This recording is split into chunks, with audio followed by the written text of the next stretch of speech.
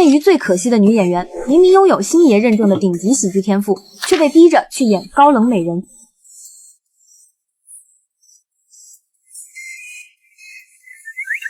大部分人对迪丽热巴的印象还停留在红毯上艳压全场的美艳女星，或者古装剧里不食人间烟火的高冷女主。但是热巴出道这么久以来，真正的杀招其实是喜剧，而且这种能力不是练出来的，是与生俱来的天赋。拍《克拉恋人》的时候，高雯这个角色本来就是个工具人女二，负责推动男女主感情线。结果热巴一进组，直接把女二演成了全剧最受欢迎的角色。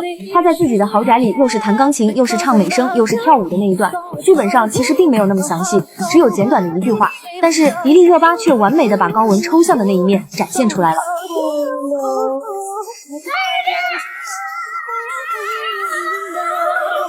当年这个角色有多深入人心我不知道，但是如果要我现在去回忆，我已经记不住男女主的感情线了。一想到这部剧，第一个出现在我脑海里的就是高雯。到了21克拉，迪丽热巴更是放飞，特别是郭京飞演对手戏的一段。钱贵了是吗？是的。光看你们俩这样子，我就知道你们租不起了。还真爽。刘女士，礼貌取人是你性格上的缺陷哦。我不用看你，光听你说话就知道你有缺陷哦。傲娇的姿态和孩子气的行为反而让人忍俊不禁了。为什么前面说热巴的喜感是天赋，就是因为她总能在自己一本正经的时候先把别人逗笑，这是一个例子。这部电影里的沙特口音又是一个例子。不要动我的东西。但是真正把她的喜剧天赋彻底释放的还是1001夜。当时导演金莎本来只想找个软萌甜妹拍普通甜宠剧，对喜剧效果没抱期望，结果热巴进组第一天就展现出了惊艳绝伦的喜剧天赋。编剧当天晚上就改了3集剧本，把007从中规中矩的甜宠女主直接改成了深度中二的搞笑女。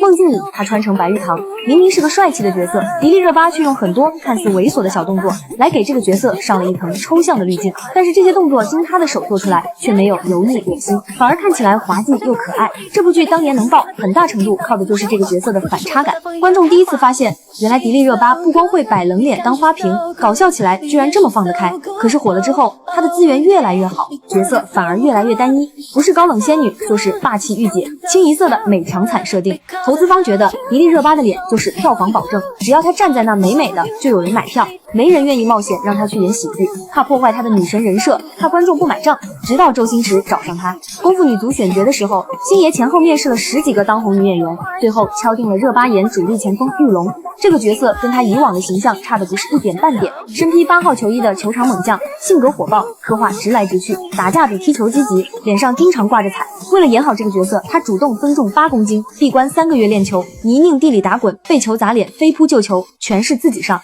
演员阵容放出来的时候，很多人质疑星爷是不是选错了人，但是想一想那些剧里的场面，我觉得说不定迪丽热巴和星爷能碰撞出不一样的火花呢。